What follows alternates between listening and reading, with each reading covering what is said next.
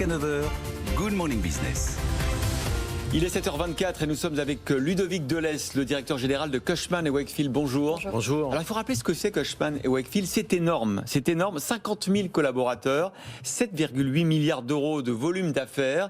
Vous êtes broker dans l'immobilier de bureau. Absolument. Et c'est grâce à vous qu'on sait que le marché, sur le premier trimestre 2021, il a baissé de 30%. Alors évidemment, on parle de flux, pas de stock, mais dans ce marché-là, il y a beaucoup de transactions et de flux. Et donc 30%, c'est beaucoup quand même. En fait, aujourd'hui, sur le premier trimestre, c'est 327 000 mètres carrés de commercialisés versus 460 l'an dernier. Ah ouais. Sachant que l'an dernier, au premier trimestre, on n'était pas encore dans la période de crise et de pandémie. Donc on a aussi un comparable un petit peu différent. Après, l'indicateur qui est assez intéressant, c'est le nombre de transactions. 588 transactions, ce qui fait un recul uniquement de 16%. Ça veut dire que c'est intéressant aussi, ces deux indicateurs collés, ça veut dire que les surfaces louées sont moins grandes.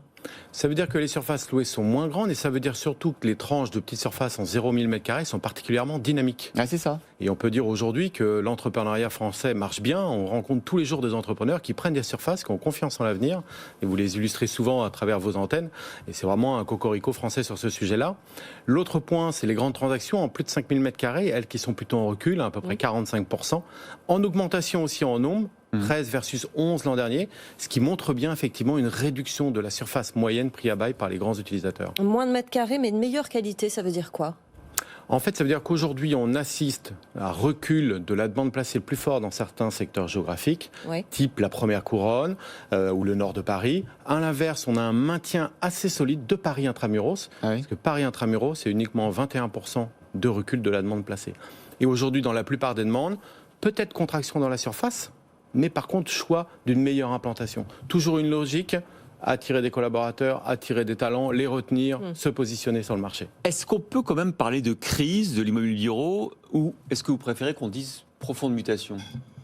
Je ne pense pas qu'on soit en crise parce que d'autres indicateurs, notamment le volume d'offres, aujourd'hui on a un taux de vacances autour de 6,7%, ce qui nous place assez en dessous de la moyenne européenne qui est à 8%. Donc il n'y a pas une surproduction, il n'y a pas un risque de suroffre de l'immobilier de bureau, à part dans certains secteurs et micro-secteurs, et là il faudrait faire une analyse. Parce qu'heureusement on était sur un marché assez tendu. Très tendu. Très tendu. Je vous rappelle, l'an dernier, les taux de vacances sur Paris QCA, c'était moins de 2%. C'est-à-dire que quand vous êtes utilisateur, vous cherchez une surface, vous n'avez pas le choix.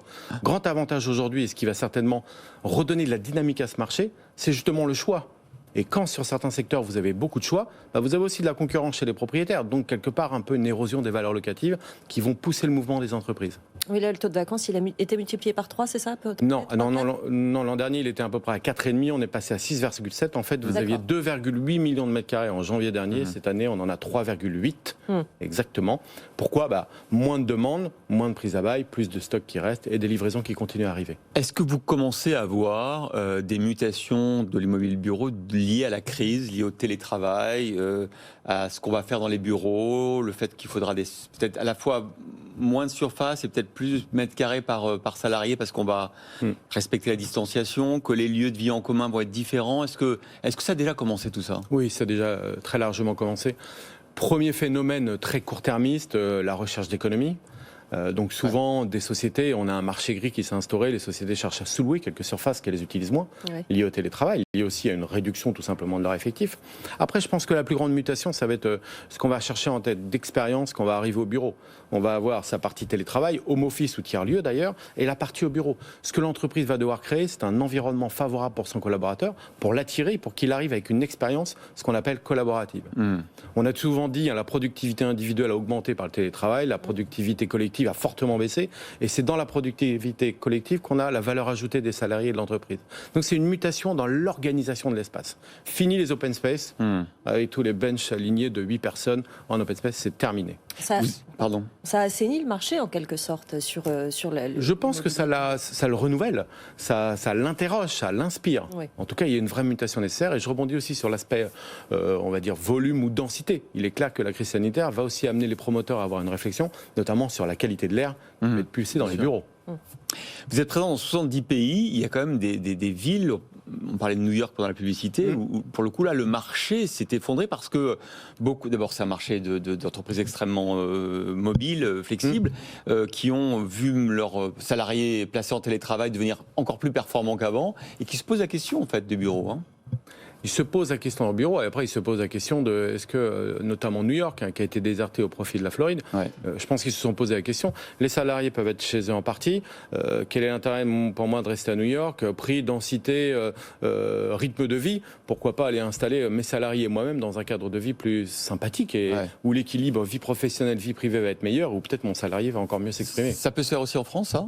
L'exil vers le littoral, vers le soleil. Oui, c'est déjà en partie, puisqu'on voit effectivement sur certains marchés, notamment provinciaux, que ce soit les marchés de Bordeaux, par exemple, ou le marché de Marseille et d'Aix, par exemple, où par exemple, Aix, je rebondis sur Aix, c'est un des seuls marchés qui l'an dernier a eu une augmentation de sa demande passée par rapport aux années précédentes. Je pense effectivement lié aussi aux grandes lignes de train, la rapidité.